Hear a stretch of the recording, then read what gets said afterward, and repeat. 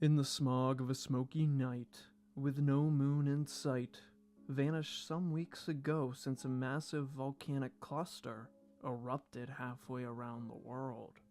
A desperate king of Georgia takes his chance and makes the march through the unknown of the dark. The Turks were coming, and if he did not block the horde, their devastation would know no bound. With only 1,500 infantry at his command, everything that David IV Bagrationi had done to restore his war-torn kingdom waned in the winds of these few brave men. Just before dawn broke, the Georgians reached their objective. A mountain pass that, if held properly, could prevent the Turks from even entering Georgia. The gates of Trialeti had been filled and slammed shut. When the sun beamed through the volcanic ash, the Seljuk host came into view. Perhaps this would be enough to pry open Georgia by force. But there was only one way to find out. The Seljuks attacked and did what they could to push the Georgians back, but all attempts were turned away. Eventually, the Seljuk army gave up and withdrew, hoping for an easier and less defended entrance into Georgia. King David, ignorant to the fact that he had just won an inspiring defense, stayed at Trialeti Pass for an entire night. His soldiers made a proper camp, buried their dead, and shored up defenses, preparing for another assault at dawn. But like the moon on these fateful nights, the Seljuks were nowhere to be found. King David IV was such a good general he didn't even know when he won this battle. Although this defense of Georgia was not a completely innocent one this time. The tables had finally turned in the preceding decades under David, and this Seljuk attack was only a response for a Georgian offensive made a few months earlier. Here, David's Grand Chancellor and lifelong tutor, George of Chonditi, alongside the Marshal of Georgia, Ivan Orbeli, captured the city fortress of Samshvildi, just a stone's throw away from the ancient Georgian capital of Tbilisi. With the recent victory, David would ensure that this key castle would stay in Georgian hands. With the Seljuks gone west, the king and his army continued east, raiding the Seljuk vassals of Lori and Aran, even going as far as besieging Aran's capital of Ganja. However, this siege would see a rare withdrawal for the so far undefeated Seljuk Slayer. Another Turkish army, this time sent by Sultan Muhammad Tapar, would arrive on the scene. In enemy territory, David made the wise decision to march back to his newly acquired citadel. This campaign not achieving what he had wished, but remaining a success nonetheless. Around a year later, the king of Georgia passed away. But don't worry, it was only David's father and former monarch that he had overthrown some 15 years ago, George II. The former king stayed on to continue being a parent for David as well as a more than loyal advisor. After the events of the Great Turkish Invasion, George II had done his part to redeem himself. Over his more than 60 years of life, he had seen Georgia brought to its knees under his reign and pick itself up under his energetic son. As he lay on his deathbed, little could he imagine the empire that David was on the precipice of creating. While the Seljuks were battling a revived Georgia, they were also contending with a large portion of the entire Christian world at the time. On the western side of this once unstoppable empire, the Crusaders were doing their part to restore their Holy Land. In 1115, the Prince Regent of Antioch, Roger of Salerno, crushed a Seljuk army at the Battle of Sarmen, leaving their realm in a particular state of weakness. Never one to miss such an opportunity, David IV took the initiative. More help from the Crusaders came in the form of an alliance with the King of Jerusalem, Baldwin of Verdun. The autocratic faces of Eastern and Western Christendom had written many times to each other, telling of Seljuk weaknesses and the like, but this next letter was way different from those that came before. That is because it was escorted by a small army of Latin knights from all around Europe. The exact figure of these knights remain in conjecture, with the consensus being that David IV either received 200 or 1,500 soldiers. No matter the number, Georgia now had her hands on the best heavy cavalry in the world. Shortly after the Seljuk defeat at Sarmin, the architect of Georgia took a step closer to reclaiming Tbilisi. In 1115, the warrior bishop, George of Chondidi, made another offensive on the emirate of Tbilisi. After a short siege, he managed to capture the city of Rustavi, thereby completely cutting off the emirate from the rest of the Islamic world. Upon learning of the seizure of Rustavi, King David ordered for part of his army to be split into guerrilla bands to raid all the Seljuk lands around the Georgian blockade of Tbilisi, thereby creating more of a buffer and, by extension, a no-man's land. With Tbilisi encircled, this campaign halted and rejoiced. David made a trip back to one of his royal residences in Abkhazia, preparing for the next chapter in his Reconquista. In February of 1116, the Georgians unexpectedly attacked the lucrative and constantly fought-over region of Tau-Klarjeti. Caught off guard, the Seljuks were forced onto the defensive and began assembling their regional army along the Choraki River. But this only gave David more reason to press the attack. The Seljuk Slayer force-marched his army all the way to his disorganized foe. The Georgians had once again outmarched the cavalry-comprised armies of their nomadic foe. Without delay, David called for a charge. Soon after, the river would be filled by the corpses of Turkish soldiers. Another inspiring success, as this victory would see the region of Tau-Klarjeti fall back under Bagrationi domains. Owning this lucrative and sought-after region came with its own trouble, however. We must remember that the Georgians had initially fought a war over and taken this region from the Byzantine Empire. It would serve to benefit both of these allies if the hatchet was finally buried. Shortly thereafter, according to Byzantine chronicles, a bride from Georgia arrived in Constantinople. David IV married one of his daughters, Kata, off to the Byzantines. We aren't exactly sure who she married, but most fingers can be pointed in the direction of Alexios Komnenos. No, not that one, but his grandson and future emperor, Alexios Komnenos the Younger. I believe this to be the most likely culprit for the husband of Kata, as John Komnenos, the father of Alexios the Younger, was crowned as emperor in the same year that his son was married. What better way to start off a reign than to renew an old and ever more so powerful alliance with Georgia? Shortly after the first daughter left the nest, so too did the second, Tamar. She would be married off, like in Byzantium, to the eldest son of the Shirvan Shah. His name was Manichor.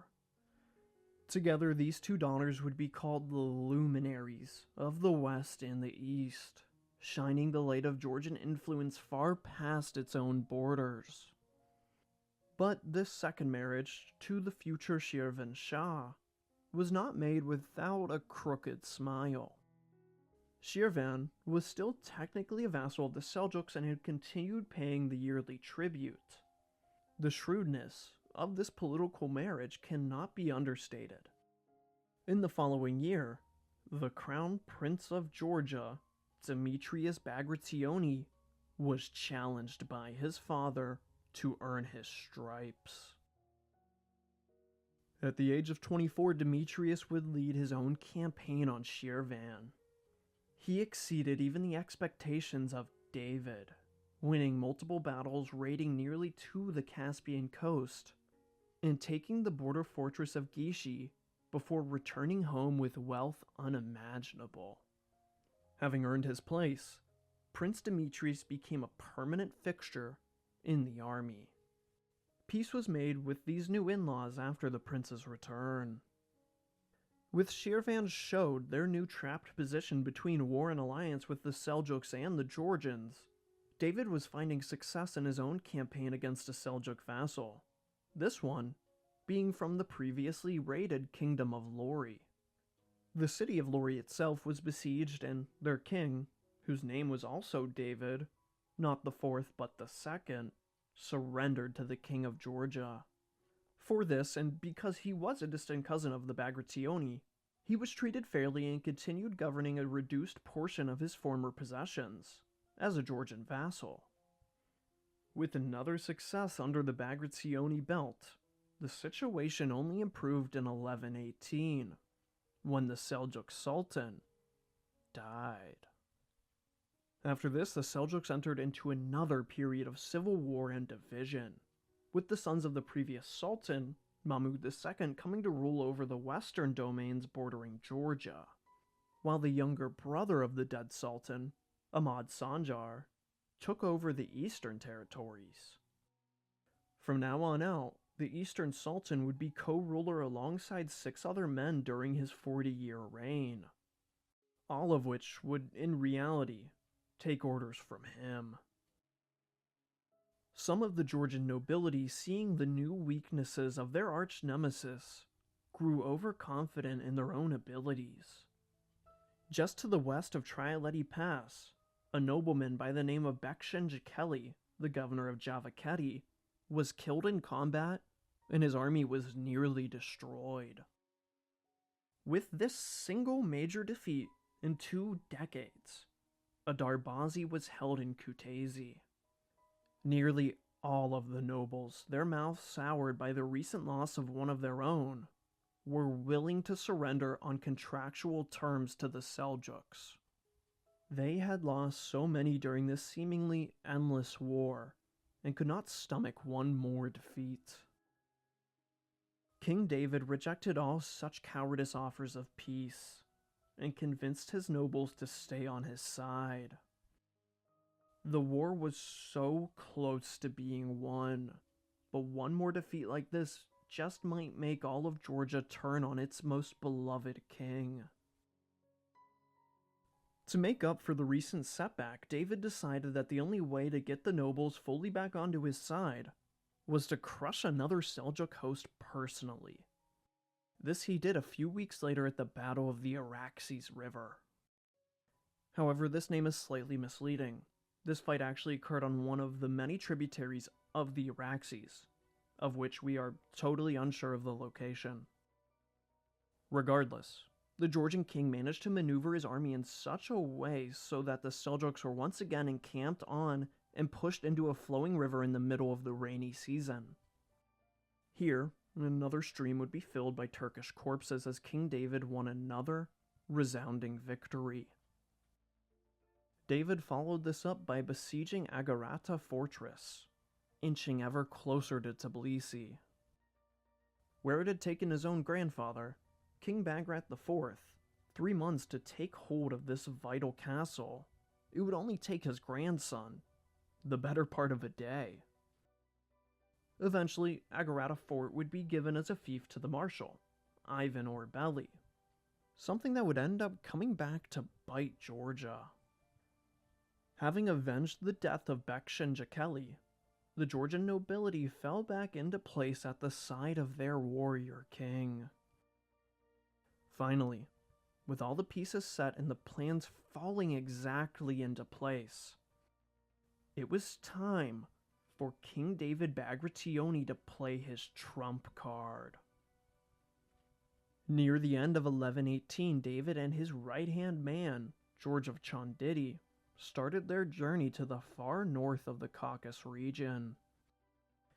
They didn't come to conquer, but to tie up some loose ends and call upon the other Turkish horde turned ally.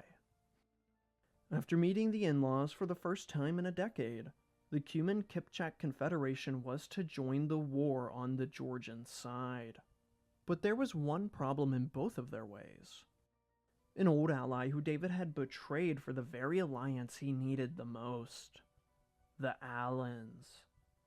The Alans and Cumans were not on friendly terms, to say the least, but the former still looked to Georgia as its only real friend in the world. King David, Chief Hotrok, and King Athon all met to make peace in the Greater Caucasus and war in the Lesser. After much debate, it was eventually decided that Rusudan, the last unmarried daughter of David, was to be wed off to the Alanian crown prince. But this renewed alliance came with its own price for protection. The Alans would be absorbed into the Georgian realm as a vassal state. While this may sound like the end of Alania, we have yet to discuss its most important contribution in Georgian history. The Daryal Gorge, otherwise known as the Gates of the Alans, was finally open for the Georgians to use in full. But it would not be the Georgians using this pass. Instead, it was the Cuman-Kipchaks. King David presented Georgia as a bountiful yet depopulated land fit for resettlement. Many Cumans and Kipchaks chose Sakaratvelo as a place to settle down, raise families, and become part of a now flourishing economy. All these newcomers had to do was fight to keep it that way when their king called. Northern Georgia, barring Abkhazia, was to become the new homeland of these former nomads. Now, I know what you're thinking. David is inviting Turks into his country to kill the Turks in his country. This can only end in one way. But David had already thought his way around the problem. Using one Turkish empire to fight another was a way to kill two birds with one stone. Pitting them against each other made them embittered foes from here on out. We must also keep in mind just how different the Cuman-Kipchaks were from the Seljuks. The former was not introduced to Islam in the same way the latter was after conquering the Middle East, meaning that the Cumans were far more willing to integrate and convert, rather than to fight. Of course, a few minor rebellions and even some assassination attempts did occur with the Cumans, but David had spread them out in such a manner that they could never muster a force large enough than the local Georgian military in that province. With an old ally turned valuable vassal and a nomadic empire at his back, David and George made the journey back home. But only one of them would return from this crucial diplomatic mission. George of Chonditi would pass away after devoting every moment of his last 40 years tutoring, advising, and leading armies for David. He was practically another father to him, and his guidance would surely be missed in the upcoming years. To commemorate the bishop's death, David wore only black for 40 days straight. George of Chonditi was the first person buried in Jalati Monastery, while it was still under construction, and remains as the only person of the 14 entombed there never to be a monarch. He would be canonized as a saint in the Georgian Orthodox Church almost a millennium later, in 2005. His feast day is celebrated on September 12th. Together, David and George had done the hard work to rebuild Georgia from the ashes of the Great Turkish Invasion. Now, it was up to David alone to finish this grand Reconquista. The entire year of 1119 was spent by David and George's replacement, Simeon, settling in the Cuman-Kipchaks on Georgian soil and integrating them into his army. The sword of the Messiah was ready to confront the Turks in a penultimate confrontation. In 1120, David left western Georgia wide open for invasion. The Seljuks took the bait, and on Valentine's Day, David gave his enemy the kiss of death. Using a very familiar strategy, he pressed his army fast enough to catch the Seljuks off guard, in their camp, and what do you know it, on the banks of a freezing cold river. The Battle of Botara was a massacre. David followed this up with 4 more surprise attacks made on the Seljuk camps just on the outskirts of southwestern Georgia. He was simply a master of his own form of mixed heavy and light cavalry guerrilla warfare. After these crushing victories in the west, David decided to fully close off the gates of the Caucasus. It was time for his own Shirvan campaign.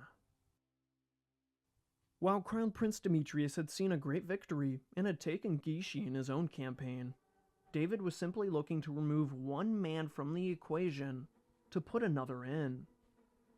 The only one who needed to die, and he would just not, was a 74-year-old Shirvan Shah, Afradun. With him gone, David's own son-in-law would become the new Shah and ultimately a vassal of what was starting to look more like an empire. While Shirvan and Georgia had been the most powerful countries in the Caucasus for some time, they had rarely come to blows before the arrival of the Seljuks. Shirvan had a much more blood-soaked rival in the form of the Avars. By this point, the Avars had found their homeland in Dagestan, and thanks partly to Georgian missionaries, were converting ever more so to Christianity, although with large populations of pagans and Islam still remaining as the ruling authority, as their state was called the Emirate of Derbent. Despite this, the Avars accepted Georgian vassalage and agreed to start a joint invasion of Shirvan alongside David IV. More than just bloodshed, this was personal for the Avars, as long ago, in 1066, Afradun was the Emir of Derbent, but decided to return to Shirvan 2 years later, under mysterious reasons. David stormed through the far east of the Caucasus, capturing the prosperous city of Kabbalah. Shirvan Shah Afradun decided to eliminate the smaller threat in the form of the Avars first. He successfully marched through their lands and nearly to their capital of Derbent, before he was confronted by the might of Dagestan. At the age of 74, the Avars successfully killed Afradun in this battle, thereby ending the campaign in mere months. Afradun would thereafter be known as the Martyr, for his brave stand against enemies on all of his sides. As David had planned, his son-in-law would become Shirvan Shah Manachor III, and the Shahs of Shirvan thereafter would be descendants of David IV. A son of Manachor was even entered into the Georgian nobility as the Sharvashidze family that can still be traced all the way to currently living members today.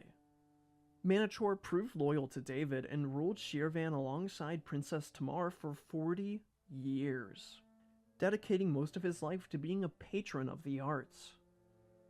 With the entire Caucasus region cut off from the Seljuks, Sultan Mahmud II readied another army to face the Seljuk Slayer. The nomads found real success for the first time in decades and cut a path straight through the Georgian heartland and up to the cliffs of the Greater Caucasus Range, taking key mountain passes that practically cut Georgia in half and cut off David in Abkhazia. The king pondered strategy but knew as long as the Turks held these passes, he could do nothing but defend the west. So, David, as is the answer to many of his problems, decided to simply cut through it. Not with a sword or mace, but the pickaxe. The Georgians were practically the Tolkien dwarves of the medieval world, home to abundant mountain forts protecting large deposits of gold, and also the Georgians at that time happened to be pretty short and hairy. A large portion of Georgians were miners by trade. David IV Bagrationi cut a hole through a mountain. He then ordered his soldiers onto the other side, and in 3 months, forced the Turks all the way out of Georgia. But David did not stop there. As the Turks crossed a river and made camp, thinking themselves saved from the sword of the Messiah, they were soon met by the arrows of the Kipchaks. Testing his newly incorporated horsemen David crossed the river and forced the Seljuks to flee even farther from Sakartvelo. With no victory lasting longer than the next battle, Sultans Ahmad Sanjar and Mahmud II were out of ideas. There was only one thing left to do to rid himself of the Christian problem in the Caucasus. Their Crusader allies had already declared for a holy war in the Levant, so why not make another? Jihad was called on Georgia. As the banners of Islam gathered in the Caucasus, they found their experienced leader, a man who had handed the Crusaders their worst defeat at the Field of Blood and killed Prince Roger of Antioch, the former Seljuk governor of Jerusalem himself. King David's Goliath would be none other than Ilghazi.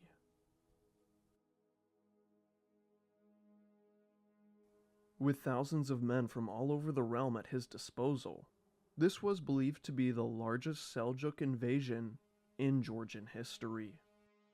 A bold gamble, one last deciding confrontation, winner takes complete hegemony over the Caucasus region.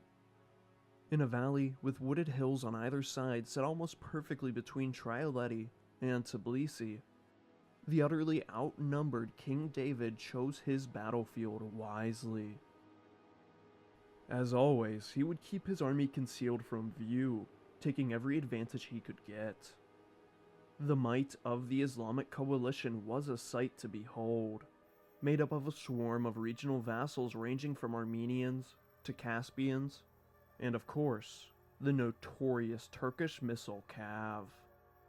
Opposing them were Georgia's finest swords, maces, and heavy lamellar cavalry. More infantry was supplied by King Athon of Alania, in the form of a 500-man detachment of experienced soldiers.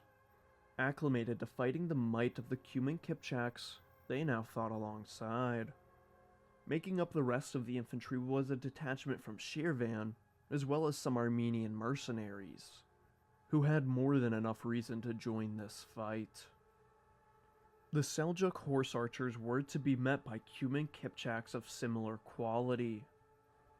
5,000 more horsemen in the form of King David's famous Manaspa Guard, who had been fighting near endlessly for over 20 years at this point. King David, who always fought at the very front of his lines, would join the charge of the greatest heavy lancers in the world. 200 Frankish knights would round out this extremely diverse and deadly army. Before diving into this battle, we need to talk about the sources. More specifically, the amount of fighting men present in both Christian and Islamic narratives of the Battle of Didgori. The only thing we are semi-sure of is the size of the Georgian army, but even still there is a range of estimates. Most historians will tell you somewhere as low as 15,000 to as many as 30,000, with the majority favoring closer to the latter option. The size of the most definitely massive Seljuk host is another problem altogether. The highest and completely improbable, quite literally due to the amount of fighting-aged men in that war-torn area at this time, is 800,000. That is ridiculous and simply not possible. But it does go to show just how outnumbered the Georgians were if this exaggeration can be stretched that far. Some Turkish sources claim it was a mere 30,000 men, but this is far too low of an exaggeration. Another number comes at 250,000, which would not be totally impossible, but considering the growing fragility of the Seljuk realm, I find it highly unlikely. My most reasonable guess, which is all you can give in this situation, is still a massive army of somewhere around 60,000 men, and upwards of even 100,000, which remains highly unlikely, but still not impossible. The truth is, we'll likely never know the scale of this battle without more tangible evidence, and anyone who tells you anything different is lying to you. While the size of Didgori remains a mystery, its impact on the history of the Caucasus region and the Middle East as a whole cannot be understated.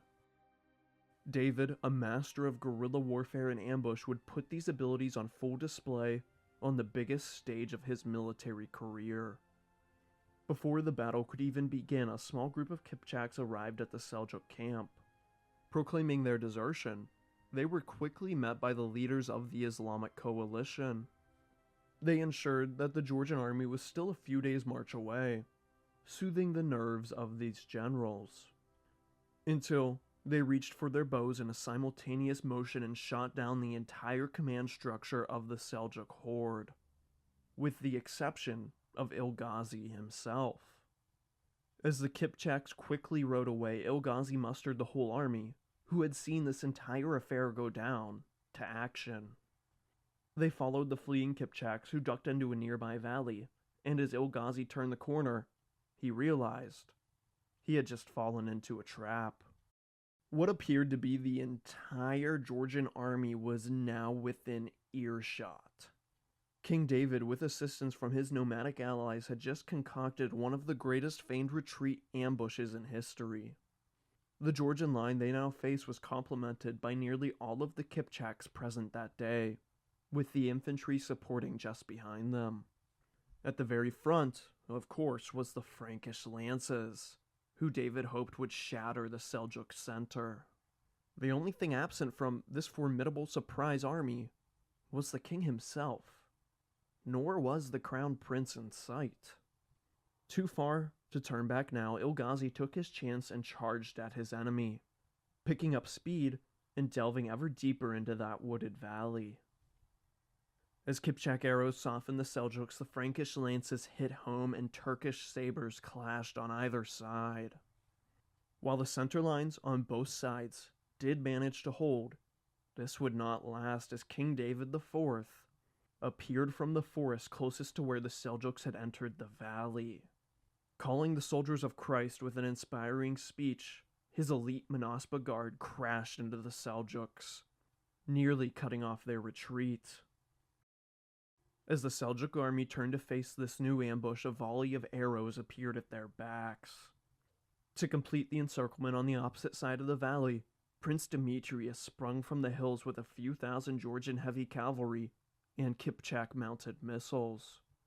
In a devastating downhill charge, the final trap had been sprung. The Seljuk army was nearly surrounded, and Didgori looked more like a valley of death with every moment. Ilghazi, who had been injured during the initial charge, seeing that he had been simply and masterfully outmaneuvered, retreated the field to fight another day, although he would never make the mistake of confronting Georgia in battle ever again. While the battle was now decided, it was nowhere near over. It took the Georgian coalition a grueling 3 hours to cut through the Seljuk army, finally surrounding around 4,000 of them and forcing their surrender. But it was never enough to just win for David. The Turks had to be driven out completely. For 3 days, the Kipchaks chased the Seljuks from Georgia, killing thousands more as they caught up with them. Finally, the Battle of Didgori was the miraculous victory King David had so desperately craved for his entire reign.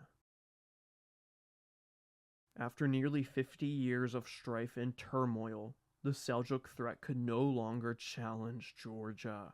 With the jihad broken, David Bagrationi was now the undisputed Christian champion of the Caucasus Mountains. Still, there was even a grander victory that every king of Georgia up until this point could only dream of. Tbilisi was finally within grasp. David had been blockading the emirate and slowly chipping away at their forts until only the hot spring citadel remained. In a month, Georgian soldiers reclaimed the gates of their ancient capital city for the first time in over 400 years. With so much time passed, David entered a very different looking Tbilisi than he was expecting. The few churches in the city were dwarfed by the mosque and crescents that surrounded him, Very rarely did David IV meet a civilian population with violence. Even Islamic sources are friendly towards David, who more often preferred integration or coexistence, rather than terror. However, this is his worst offense of the kind. For a day, he let his soldiers have free rein to sack the city, barring any churches, of course. The majority Muslim population responded to this, as the sword of the Messiah was pressed against them. After the day was won and followed up in a bloody display of revenge, David halted his army and committed no more atrocities on the coveted city of the Georgians. On this second day, David declared that Tbilisi would once again be the capital of the Kartvelians, moving the royal estates from his birth town of Kutaisi. This was perhaps the most momentous day in the history of Georgia. David had restored and now fully reconquered all Georgian possessions from their storied past, and beyond that. While the Seljuk threat was finally at rest, King David IV never was. The Reconquista had been nothing short of a near miracle campaign. But there were more nearby Christian brethren not yet liberated, and a power vacuum in need of filling. Shuffling closer to the edge, the call of empire beckoned the Georgians at last. If you'd like to support this stoic historian, feel free to do so on Patreon for as little as $1 a month. And join Derek Clark, Savaclio Nazarian, Taj Guilford, Nick Matevossian, Lazarus Dykos, Dave J, Dalinar, and Moist Lord. Or become a YouTube channel member like Derek Clark again, Donald Vincent. What? Why? Nick Matevossian again, God, and Heath Hothead 9 Dion. Thank you guys for supporting the channel. I really appreciate ya.